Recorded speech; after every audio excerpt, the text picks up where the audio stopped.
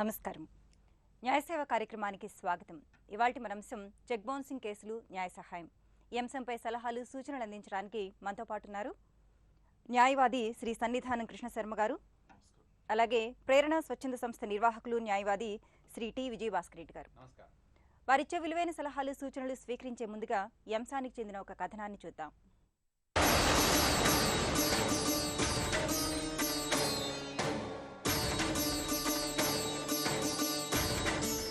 నేటి నవీన సమాజంలో నగదు లావాదేవీలు జరుగుతున్న తీరు అత్యాధునికం.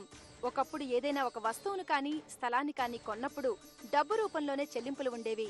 నేడు ఎక్కువగా చెక్కుల రూపంలోనే చెల్లింపులు జరుగుతున్నాయి. మనం వినియోగించే విద్యుత్తు, తాగునీరు, వ్యక్తిగత రుణాలు, గృహ రుణాలు, బీమా సంస్థల చెల్లింపులు, ఇలా ప్రతి బిల్లును కేవలం నగదు రూపంలోనే చెల్లించాల్సి ఉండేది. కానీ నేడు డబ్బుతో కాకుండా చెక్కులు, క్రెడిట్ కార్డుల రూపంలో చెల్లిస్తున్నాం. ప్రతి నగదు వినిమయాన్ని చెక్కుల రూపంలో చెల్లించడానికే మొగ్గు చూపుతున్నారు. మొత్తానికి చెక్కులు ఇంతటి ప్రాధాన్యతను అయితే తీసుకున్న చెక్కుని బ్యాంకులో వేసినప్పుడు చెక్కు చెల్లకుండా బౌన్స్ అయితే తమ పరిస్థితి ఏమిటో తెలియని అయోమయ స్థితి. ఇలాంటి కేసుల్లో సంబంధిత వ్యక్తులతో పాటు సంస్థలు అనేక ఇబ్బందులకు గురవుతున్నాయి. ఫలితంగా అనేక వివాదాలు ఏర్పడుతున్నాయి. అటువంటి వివాదాలకు అడ్డుకట్ట వేసేందుకు నెగోషియబుల్ ఇన్స్ట్రుమెంట్ చట్టం 1881, బ్యాంకర్స్ బుక్ ఎవిడెన్స్ చట్టం 1891, అలాగే కొత్తగా ఇన్ఫర్మేషన్ టెక్నాలజీ చట్టం 2000 వంటివి నూతన మార్పులు సంతరించుకున్నాయి. చెక్ బౌన్సింగ్ కేసుల్లో ఎలా వ్యవహరించాలి, చెక్కుల విషయంలో ఎలాంటి జాగ్రత్తలు తీసుకోవాలి, ముందస్తు తేదీలతో ఇచ్చిన చెక్కుల విషయంలో ఎలాంటి అంశాలుంటాయి, ఎవరిని ఎలా సంప్రదించాలి, ఇలాంటి కేసుల విషయంలో అసలు ఏం చేయాలి, చట్టాలపై తగు అవగాహనను, సలహాలను, సూచనలను అందిస్తోంది న్యాయసేవ అధికార సంస్థ. ముందుగా కాల్ అటెండ్ చేద్దామండి. కాలర్ రెడీగా ఉన్నారు. హలో బ్రహ్మయ్య గారు, చెప్పండి. మేము 10 lakhs ఇచ్చామండి ఒక అతనికి. ఓకే. తను మాకు 10 lakhs రూపీస్ కి చెక్ ఇచ్చారు. అది బ్యాంక్ లో వేస్తే అది ఎక్స్పైర్, అది ఇన్సఫిషియంట్ ఫండ్స్ అని వచ్చింది. సో లాయర్ ద్వారా నోటీస్ పంపిస్తే వాళ్ళు ఇల్లు ఖాళీ చేసి వెళ్ళారని చెప్పారు. నోటీస్ తీసుకోలేదు వాళ్ళు. అంటే ఇప్పుడు ఏం చేయాలి అన్నట్టు, అంటే నెక్స్ట్ ఎట్లా ప్రొసీడ్ అవ్వాలి? ఓకే లాయర్ గారు. బ్యాంకు వాళ్ళు క్లియరెన్స్ పంపినప్పుడు రిజర్వర్ అయితే ఇమీడియట్లీ 15 రోజుల లోపల నోటీస్ పంపించాలి. తర్వాత కోర్టులో 30 రోజుల లోపల దావా ఫైల్ చేయాలి. Criminal first class judicial magistrate దాంట్లో కేసు ఫైల్ చేస్తే ఆ కన్సెంట్ వ్యక్తి 200 CRPC కింద వాంగ్మూలాన్ని రికార్డ్ చేసి ఆ సంబంధిత వ్యక్తికి సమన్స్ ఇచ్చి విచారణ జరుపుతారు. జరిపి సంబంధిత వ్యక్తికి శిక్షను చెక్ అమౌంట్నే కాకుండా మరి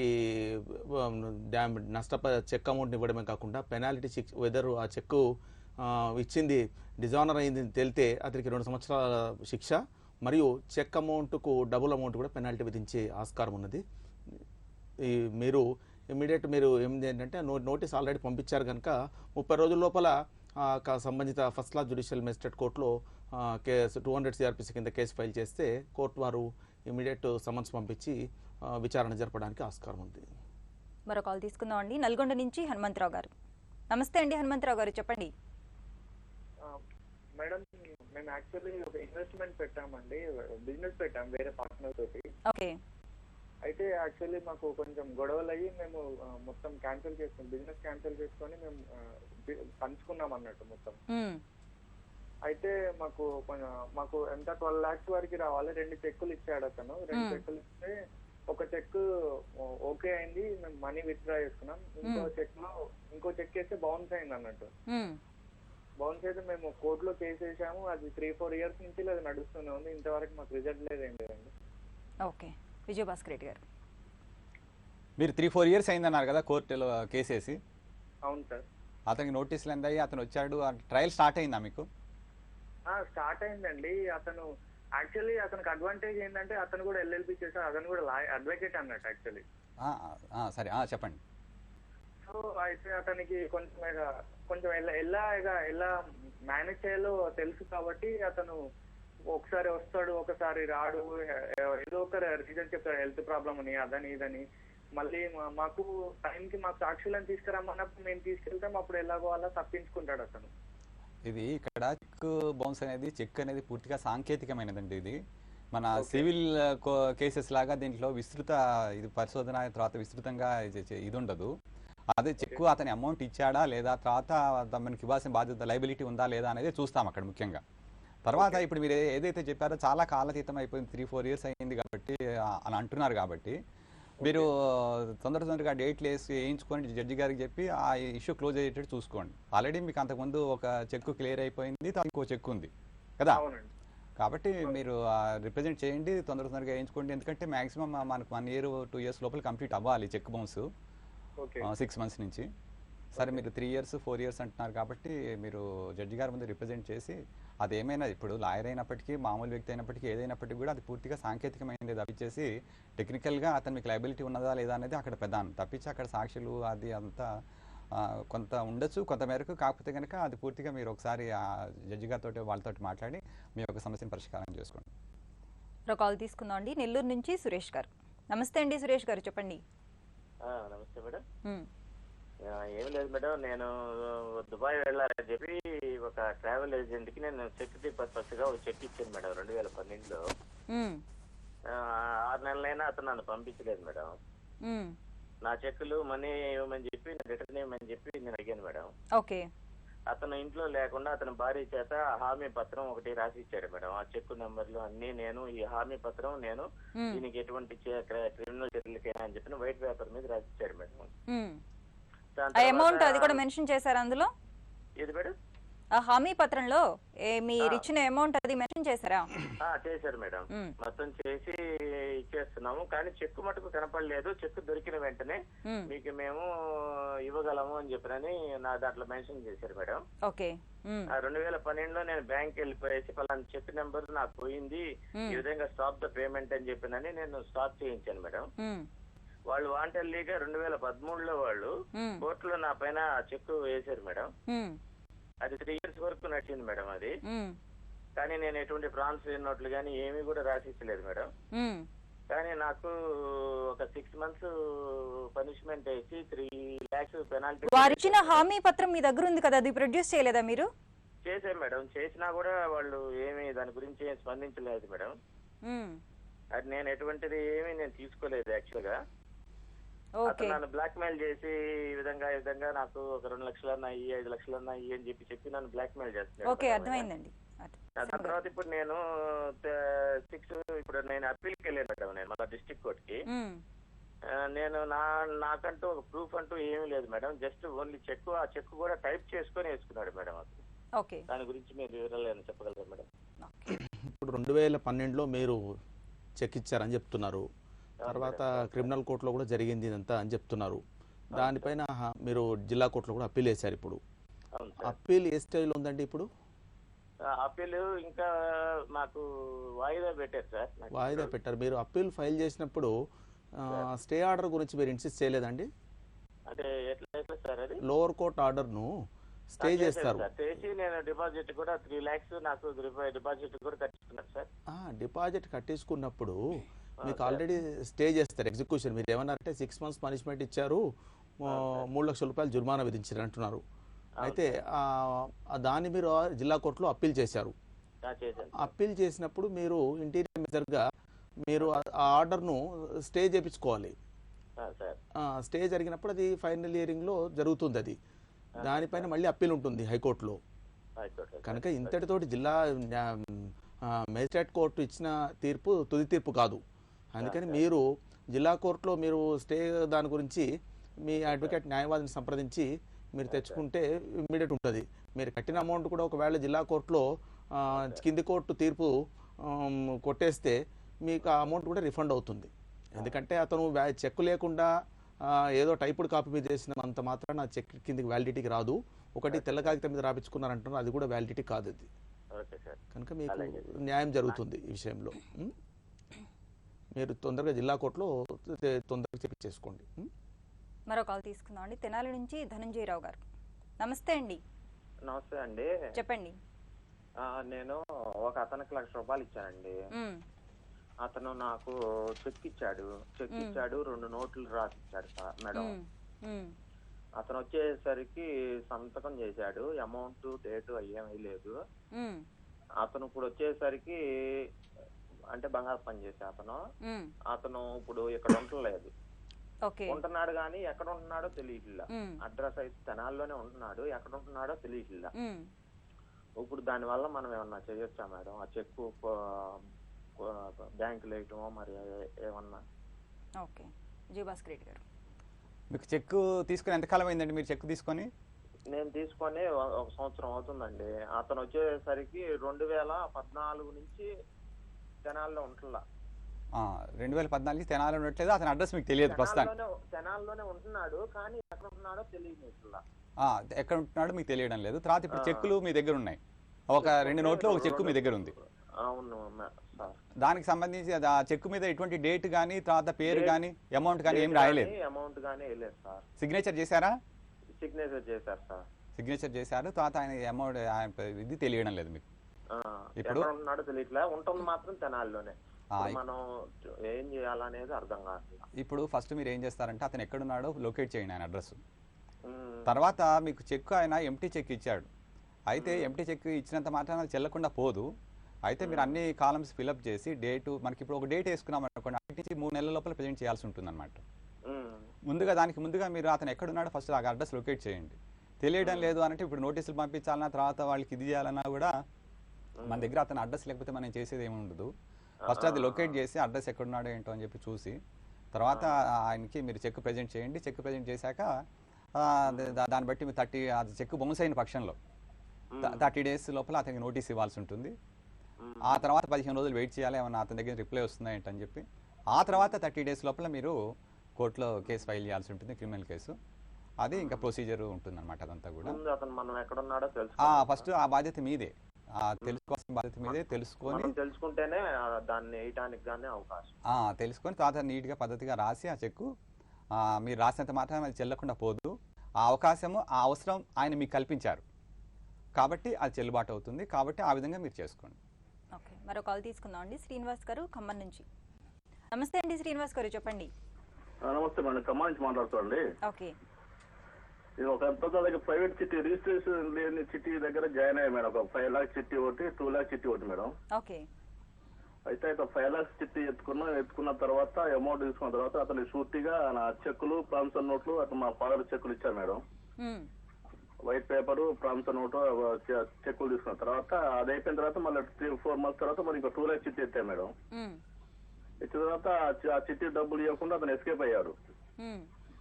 ఎస్కేప్ అయ్యారు, పోలీస్ స్టేషన్ కూడా కేసు పెట్టిన తర్వాత ఇట్లా నాకు అమౌంట్ వల్ల కేసు పెట్టిన తర్వాత అతను ఎస్కేప్ అయిన తర్వాత ఇతను వేరే వాళ్ళకి ఇవ్వాల్సిన కూడా అదే పోలీస్ స్టేషన్ లో ఒక 2 months తర్వాత చాలా కేసులు పెట్టారు అతని మీద. 10-15 మంది కేసులు పెట్టారు. అతను మళ్ళీ బయటకు వచ్చిన తర్వాత అతని దగ్గర ఖాళీ ప్రామిసర్ నోట్లు ఉన్న వాళ్ళ మీద అందరూ కేసు, నా మీద కూడా కేసు వేసాడు, మా చెక్ బౌన్స్ కేసాడు.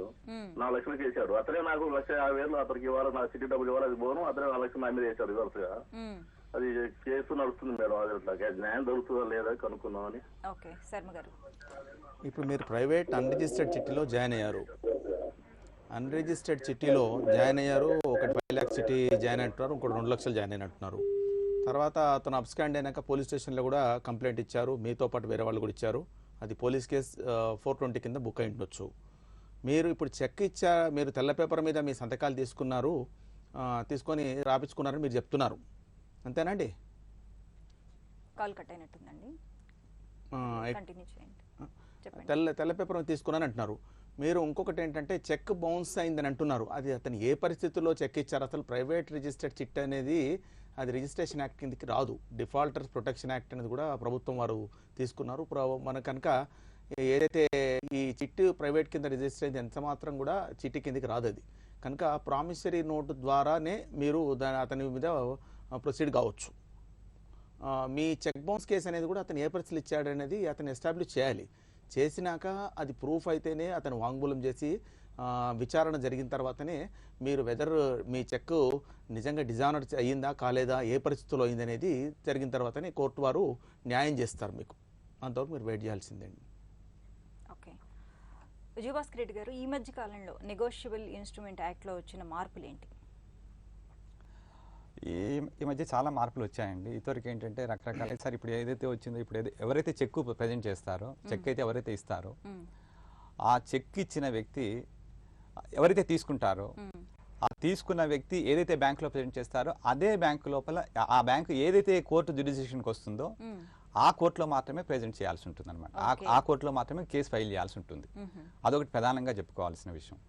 తర్వాత ఇంకోటి ఏంటంటే ఈ ఈసీఎస్ అని తర్వాత రకరకాలుగా ఇవి వచ్చాయన్నమాట. ఏంటంటే డబ్బు ఇచ్చినప్పుడు డబ్బు అదే లోన్స్ తీసుకున్నప్పుడు ఈ బాకీదారులు కానీ వీళ్ళు కానీ ఇచ్చినప్పుడు రకరకాల మోడ్స్ ద్వారా మళ్ళీ బ్యాక్ తీసుకునే ఇది కూడా వచ్చిందనమాట.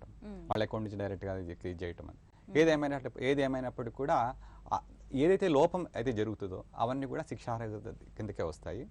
తర్వాత వాడు ఏంటంటే ఏదైతే ఇప్పుడు ఇన్ టైం అది లిమిటేషన్ అనేది దాటకుండా చూసుకోవాలన్నమాట. కాలాయుక్తం అంటే కాలానికి ముందు అంటే ఏదైనా ఒక ప్రజెంట్ చేయాల్సి వచ్చినప్పుడు దానికి ముందు ప్రజెంట్ చేయకూడదు. అట్లాగే ఏదైనా టైం కాలాతీతం అయిపోయిన తర్వాత కూడా ప్రజెంట్ చేయకూడదు అనమాట. చేసిన పక్షం లోపల అవి చెల్లుబాటు కాకుండా అయిపోతాయి అనమాట. తర్వాత వాటి వల్ల ఉపయోగం లేదు వాటికి. ఓకే, విజయవాడ నుంచి క్రాంతి గారు. నమస్తే అండి క్రాంతి గారు, చెప్పండి. నమస్తే సార్. మేడం నా పేరు క్రాంతి, నేను విజయవాడ నుంచి మాట్లాడుతున్నాను. ఓకే అమ్మా. నమస్తే సార్. నమస్తే అమ్మా.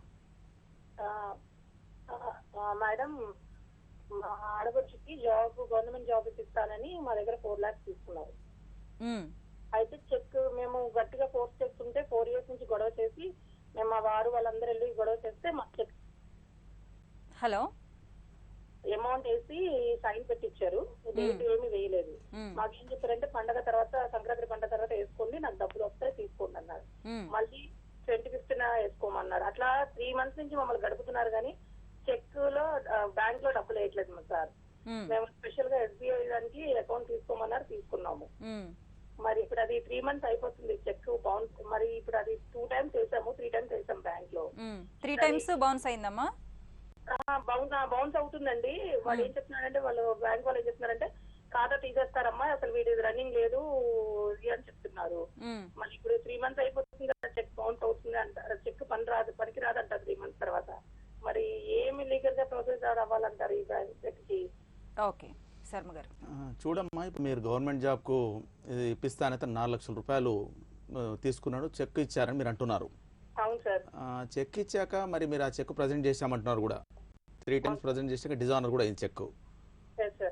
ఇప్పుడు ఉన్న పరిస్థితి ఏంటంటే మళ్ళీ మీరు ఆ చెక్కు 3 months ఇప్పుడు ఉన్న చట్ట ప్రకారం ఏంటంటే ఏ చెక్ అయినా కూడా 3 నెలలు మాత్రమే వ్యాలిడిటీ ఉంటుంది దానికి. మీకు ఆ చెక్కుకు ఇప్పుడు వేసినా కూడా బ్యాంక్ వారు అంగీకరించరు. అటు మీరు కొత్తగా చెక్ తీసుకోవడం కానీ అదర్వైజ్ అతని నుంచి ప్రామిసరీ నోట్ కానీ రాపించుకుంటే మీకు ప్రామిసరీ నోట్ ద్వారా కూడా మీరు సివిల్ దావా వేసుకొని సివిల్ కోర్టులో న్యాయం పొందవచ్చమ్మా. మీరు ఆ ప్రయత్నం చేయండి. ఎందుకంటే ఇప్పుడు ఇచ్చినకైతే 3 నెలలు అయిపోయింది కనుక దానికి వ్యాలిడిటీ అయిపోయింది. అవును, వాళ్ళు బ్యాంక్ వాళ్ళు ఏమన్నారంటే మేము ఒక లెటర్ రాసిస్తామమ్మా, చెక్ బౌన్స్ అవుతుంది, దాంట్లో క్యాష్ లేదని రాసిస్తారు, అప్పుడు మీరు కేసు ఫైల్ చేసుకోవచ్చు ఈ లెటర్ తో అన్నారు సార్.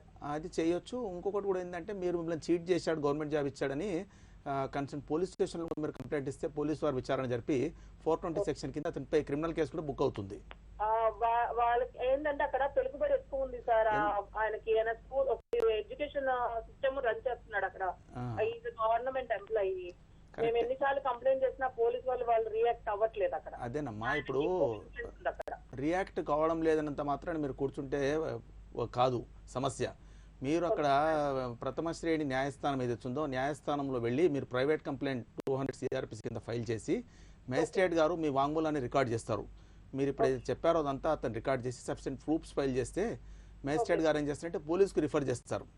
ఆ కన్సర్న్ పోలీస్ స్టేషన్కి రిఫర్ చేస్తే పోలీసు వారు ఏం చేస్తారంటే విచారణ జరిపి క్రైమ్ బుక్ చేస్తారు. క్రైమ్ బుక్ చేసి అప్పుడు అతని మీద చట్టపరమైన చర్య తీసుకుంటారు. మీరు ఆ విధంగా ప్రయత్నం చేయండి. సరేనా. మరో కాల్ తీసుకుందాం అండి. గుంటూరు నుంచి శంకరయ్య గారు. నమస్తే అండి. హలో హలో శంకరయ్య గారు. ఓకే, డిస్కనెక్ట్ అయినట్టుంది. విజయభాస్కర్ రెడ్డి గారు, చెక్కు చెల్లుబాటు కాలేదంటే ముందుగా ఏం చేయాలండి? చెక్కు చెల్లుబాటు కాకపోవడానికి అనేక కారణాలు ఉంటాయండి. అంటే ఇప్పుడు చెక్కు అతను ఇచ్చినప్పుడు అతనికి ఏ ఉద్దేశంతో ఇచ్చాడు? కొంతమంది వస్తారు చెక్కు మన దగ్గరికి వచ్చినప్పుడు చందా కోసం వచ్చారా, లేకపోతే వేరే అప్లికేషన్ మీద ఇచ్చామా అనేది చూడాలన్నమాట ఫస్ట్. అయితే ఆ విధంగా చెల్లుబాటు అయిన పక్షం, ఆ విధంగా అది చెక్కు బౌన్స్ అయిన పక్షం, నిరాదరణ గురైన పక్షంలో అది ఈ ఎన్ఐ యాక్ట్ వర్తించదండి వాటికి. ముఖ్యంగా అతను ఏదైతే ఈ వాళ్ళ దగ్గరికి కట్టాల్సిన బాధ్యత ఉంటుందో, లైబిలిటీ ఉంటుందో, అటువంటి చెక్స్కి మాత్రమే అతను బాధ్యుడై ఉంటాడు అనమాట. అట్లాగే ఇప్పుడు మన ఇంట్లో ఏదైనా వర్క్ చేయిస్తాం, వర్క్ చేయించినప్పుడు ఆ వర్క్కి నగదు బదులుగా ఈ రోజంతా కూడా మన దైనందిన జీవితంలో చెక్కుకున్న ప్రాముఖ్యత ఇంకా దేనికి లేదు, క్యాష్ కూడా లేదు ఒక రకంగా చెప్పాలంటే. చెక్కు మన జీవితంలో అట్లా ఇదైపోయింది. సో మన ఆ పని చేయించుకున్నప్పుడు కూడా మనం చెక్స్ ఇస్తూ ఉంటాం. చెక్స్ ఇస్తున్నప్పుడు ఆ చెక్కు నిరాదరణకు గురైనప్పుడు అతనికి బాధ్యుడవుతాడు. అయితే ఆ వర్క్ సరిగా చేయలేదు, కంప్లీట్ చేయలేదు, ఇన్కంప్లీట్ చేయలేదు అని అతను కనుక ప్రూవ్ చేయగలిగిన పక్షంలో అప్పుడు మళ్ళీ ఆ చెక్కు దానికి అతను బాధ్యత వహించాల్సిన అవసరం లేదు ఇచ్చిన వ్యక్తి. అట్లా ఆ డిఫరెన్స్ అయితే ఖచ్చితంగా ఉంటుందండి. హైదరాబాద్ నుంచి ప్రసన్న గారు. నమస్తే అండి ప్రసన్న గారు, చెప్పండి. నమస్తే మేడం. చెప్పండి. నా పేరు ప్రసన్న కుమార్ రెడ్డి మేడం. నాకు ఒక అతను చెక్ ఇచ్చాడు మేడం. అయితే నాకు ఇచ్చిన చెక్ ఏంటంటే ఇప్పుడు వచ్చిన చెక్స్ లో ఏంటంటే కింద పేరు వస్తుంది కదా మేడం మన. అవునండి. అయితే ఇప్పుడు పేరు లేకుండా ఉంది మేడం, అది పాత చెక్, అది ఓల్డ్ చెక్ అనమాట. అయితే అది ఎంటీ చెక్ ఇచ్చాడు. నేను అడ్వకేట్ చూపించాను అంటే అది ఒకటేమో అది ఓల్డ్ చెక్ అండి, ఇప్పుడు నడవదు అన్నాడు. దాంట్లో ఇంకో ప్రాబ్లం ఏముందంటే యాక్చువల్ గా మన కింద వైట్ కలర్ ఉంటుంది కదా మేడం, వైట్ బార్డర్ అతను సైన్ చేశాడు అనమాట. వైట్ బార్డర్ లో అతను సైన్ చేస్తే అది నడుస్తుందా మేడం? ఇక్కడ చెప్పండి. ఇక్కడ మీరు చెక్కు ఎప్పుడు ఇచ్చారనేది ప్రధానం కాదండి, అది ఆల్రెడీ ఆయన ఇచ్చాడు కదా, అంతకుముందు చెక్కు ఇదే ఉన్నది కదా, అది మీరు ప్రజెంట్ చేసినప్పుడు చెల్లుబాటు కాకుండా పోదు. ఆల్రెడీ చెక్ ఉన్నప్పుడు చాలా మంది ప్రజెంట్ చేస్తున్నారు, అది ఇది కాదు. మీరు ఒకసారి బ్యాంక్ వాళ్ళని కూడా కన్సల్ట్ చేయండి. ఆర్ అదర్వైజ్ మీకు ఎవరైతే చెక్ ఇచ్చారో ఆయన దగ్గరికి ఒకసారి వెళ్ళండి. వెళ్ళి మీరు ఇచ్చారు కాబట్టి చెక్కు తీసుకొని మరి చెల్లదంటున్నారు, కొత్త చెక్ ఇవ్వండి అని అడగండి. ఆయన ఇవ్వగలిగితే ప్రాబ్లం లేదు, ఇవ్వకపోయినా సరే ఆ చెక్కు చెల్లుబాటు కాకుండా పోదండి. మీరు ప్రజెంట్ చేయండి బ్యాంక్లో, ఆ బ్యాంక్ వాళ్ళు ఇచ్చారు. సార్ అది చెక్కులో మన కింద వైట్ బార్డర్ ఉంటుంది సార్, ఆ వైట్ బార్డర్ లో సైన్ చేశాను సార్. ఇక్కడ ఏంటంటే చెక్కు వైట్ బార్డర్ మీద సైన్ చేసినా కూడా చెల్లుబాటు అవుతుందండి, చెల్లుబాటు కాకుండా పోదు. ఇంతవరకు ఏంటంటే పేరు అది లేదు, సో అది ఎక్కడ చేసినా చెల్లుబాటు అవుతుంది. చెల్లుబాటు అయితే అతని సిగ్నేచరా కాదా అనేది అక్కడ ప్రధానం. మొత్తానికి ఆ చెక్కులో అయితే ఎక్కడో చోటు చేశారు కదా, సంతకం అయితే చేశారు, ఎక్కడో చోటు అంటే కనీసం కొద్దిగో పైన కింద ఎక్కడైతే చేశారు కదా, ఆయనే చేశారు కదా, కాబట్టి చెల్లుబాటు అవుతుంది. చెల్లుబాటు కాదనేది ఏం లేదు, చెల్లుబాటు అవుతుంది, ఆయన సిగ్నేచరే కాబట్టి మీ ప్రయత్నం మీరు చేయండి. ఓకే. కరీంనగర్ నుంచి సతీష్ గారు. నమస్తే అండి సతీష్ గారు, చెప్పండి. నమస్తే అండి, చెప్పండి సతీష్ గారు. నేను మరి కరీంనగర్ మేడం. ఓకే. నేను నాకు తెలిసిన సతీష్ గారు వాయిస్ బ్రేక్ అవుతోంది, క్లియర్ గా లేదు. ఇప్పుడు చెప్పండి.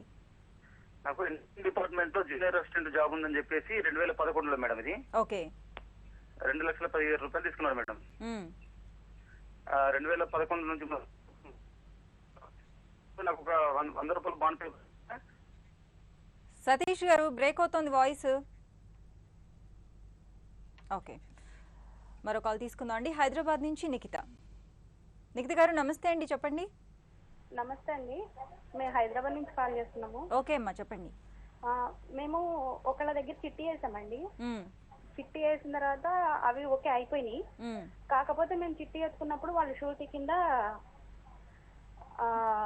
చెక్స్ ఇమ్మన్నారనమాట. మా హస్బెండ్ పేరు అకౌంట్ ఉంటే ఎల్బీ నగర్ లో మేము ఇచ్చాం అనమాట చెక్. ఓకే. అయితే మేము వాళ్ళకి మాకు కొంచెం ఇష్యూ అయింది, మేము కుకట్పల్లి ఏరియాకి షిఫ్ట్ అయిపోయాము. ఓకే. అయితే వాళ్ళు మా మీద కేసు వేసారనమాట హస్తినాపురం కోర్టులో. హస్తినాపురం కోర్టులో వేసిన తర్వాత ఓకే మాకే ఫేవర్ గా వచ్చింది, కేసు కొట్టేసేసారు. అయితే వాళ్ళు మళ్ళీ రంగారెడ్డి డిస్ట్రిక్ట్ లో వేశారు. ఇప్పుడు ప్రెజెంట్ నడుస్తుందండి. యాక్చువల్లీ ఇప్పుడు మమ్మల్ని ఏం చేయమంటారు? మీరు ఆ చెక్ మీరు వాళ్ళ దగ్గర చిట్టు పాడుకున్నప్పుడు నెల నెల చెల్లించాల్సిన అమౌంట్ మీరు చెల్లిస్తున్నారా కరెక్ట్ గా? అయిపోయిందండి, మొత్తం చిట్టీలు మేము పాడుకుని ఎత్తేసుకోవడం మొత్తం అంతా క్లియర్ అయిపోయింది. 3 years బ్యాక్ అనమాట అది. ఇప్పుడు కొంచెం తర్వాత వాళ్ళకి మాకు కొంచెం ఇష్యూస్ వచ్చేసి, కాకపోతే మాకు మా జాబ్ రీత్యా మేము కుకట్పల్లి ఏరియాకి షిఫ్ట్ అవ్వాల్సి వచ్చింది అనమాట. మేము అక్కడి నుంచి ఎల్బీ నగర్ బ్రాంచ్ నుంచి కూడా మేము ఇక్కడ షిఫ్ట్ చేయించేసాం, అకౌంట్ నెంబర్ కూడా, నా అడ్రస్ అదంతా. కానీ ఇప్పుడు మళ్ళీ ప్రెజెంట్ రంగారెడ్డి డిస్ట్రిక్ట్ లో నడుస్తుంది కోర్టు కేసు. ఏం చేయమంటారు? అది ఓకే కింద కోర్టులో కొట్టేశారు కదా, ఇప్పుడు ఈ కోర్టులో కూడా ఇంకేదైనా మాకు ఫేవర్ గా జరుగుతుందా లేకపోతే మాకు? ఓకే అర్థమైంది శర్మ గారు. చూడమ్మా, ఇప్పుడు జిల్లా హస్తినాపురం కోర్టులో ఎప్పుడు కొట్టేశారండి? పోయిన సంవత్సరం జూన్ లో కొట్టేశారు సార్. పోయిన సంవత్సరం ఇమీడియట్ వాళ్ళు అప్పీల్ ఇమీడియట్ వేసారండి రంగారెడ్డి కోర్టులో? ఏంటండి? మీకు కోర్టు నుంచి రంగారెడ్డి జిల్లా కోర్టు నుంచి ఎప్పుడు వచ్చాయి సమన్స్ మీకు? సమన్స్ నాకు డేట్ అయితే ఐడియా లేదు సార్.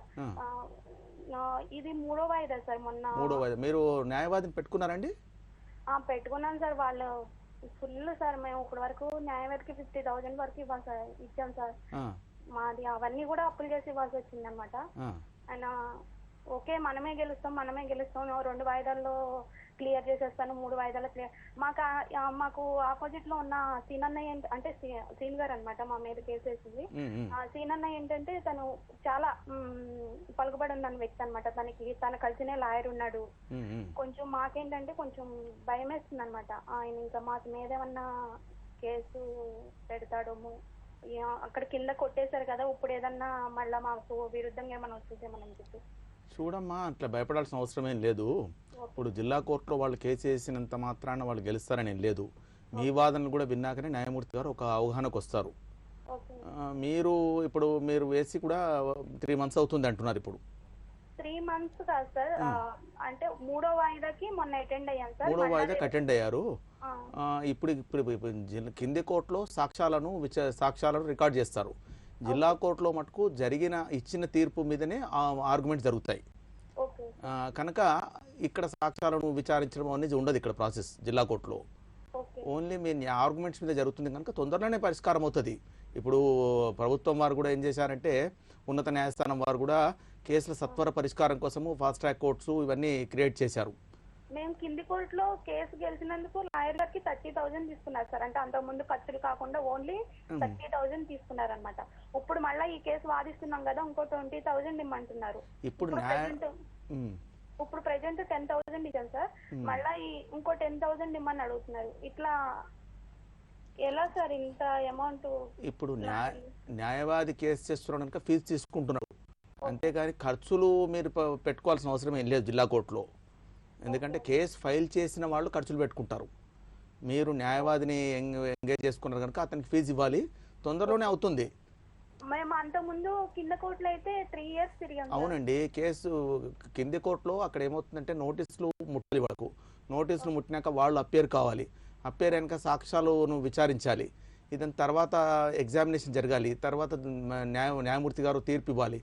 ఇదంతా టైం ప్రాసెస్. ఇప్పుడు ఆ ప్రాసెస్ కూడా లేదు. ఈ రీసెంట్ అమెండ్మెంట్స్ ద్వారా స్పీడీ ట్రయల్ అనేది వచ్చింది కనుక తొందరలోనే పరిష్కారం చేస్తున్నారు. కోర్టులు కూడా మెట్రోపాలిటన్ నగరాలలో ప్రత్యేక కోర్టులను ఏర్పాటు చేశారు కనుక తొందరగా వస్తే. ఇప్పుడు మీరు రంగారెడ్డి జిల్లా కోర్టులో ఇది ఆర్గ్యుమెంట్ స్టేజ్లో ఉంటుంది. మీరు ఎక్కువ రోజులు పట్టాల్సిన అవసరం ఏం లేదు, తొందరలోనే మీకు అక్కడ తీర్పు వస్తుంది. దాని మీద మీరు గెలవడానికే ఛాన్స్ ఉంటుంది. ఎందుకంటే పైకోర్టులో ఎంతసేపు ఇచ్చిన తీర్పు మీద దాని సాక్ష్యాధారాల మీదనే ఆర్గ్యుమెంట్ జరుగుతాయి. మీకు ఇక్కడ ఏమన్నా వ్యతిరేకంగా వస్తే మీ పైకోర్టు హైకోర్టు ఉంటుంది, హైకోర్టులో మీరు అప్పీల్ చేసుకోవచ్చు. మీరు దానికి భయపడాల్సిన పని ఏం లేదు. మీరు భయపడాల్సిన పని లేదండి. థ్యాంక్ యూ సో మచ్ అండి. ఇప్పటి వరకు మనం చెక్ బౌన్సింగ్ కేసులో న్యాయ సహాయం ఈ అంశంపై సలహాలు సూచనలు స్వీకరించాం. వచ్చే శనివారం 9:30 న్యాయ సేవా కార్యక్రమంలో మళ్ళీ కలుసుకుందాం. అంతవరకు సెలవు. నమస్కారం.